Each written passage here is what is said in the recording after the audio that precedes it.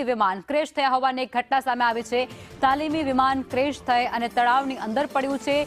3 લોકોનું રેસ્ક્યુ કરવામાં આવ્યું છે। જાનહાનિના સમાચાર હજુ સામે નથી આવી રહ્યા। આ એક મોટી ઘટના કહી શકાય છે, જેમાં 3 લોકોનું રેસ્ક્યુ હાથ ધરવામાં આવ્યું છે। તાલીમ વિમાન જે એકાએક ક્રેશ થયું છે એ વિડીયો પણ જે સોશિયલ મીડિયા પર અત્યારે ખૂબ વાયરલ થઈ રહ્યો છે। પ્રયાગરાજમાં સેનાનું તાલીમી વિમાન જે ક્રેશ થઈ ચૂક્યું છે।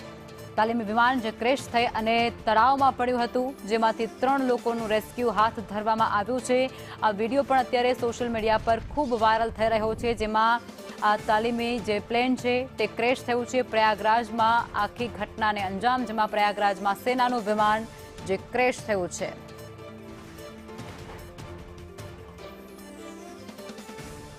તો આ મોટી ઘટના કહી શકાય છે જે અત્યારે સામે આવી રહી છે, જેમાં વિમાન ક્રેશ થયું છે પ્રયાગરાજની અંદર આ ઘટના, જેમાં સેનાનું આ વિમાન છે। તાલીમી વિમાન અચાનક જ ક્રેશ થઈ ગયું છે। કયા કારણોસરથી આ વિમાન ક્રેશ થયું છે તે હજુ નથી જાણી શકાયું અને ત્યારબાદ અંદર જે સવાર વ્યક્તિઓ છે તેને બચાવવાની તજવીજ પણ હાથ ધરી દેવામાં આવી છે। રેસ્ક્યુ પણ કરવામાં આવી રહ્યું છે અને આ બધા વચ્ચે 3 લોકોનું રેસ્ક્યુ કરી લેવામાં આવ્યું છે।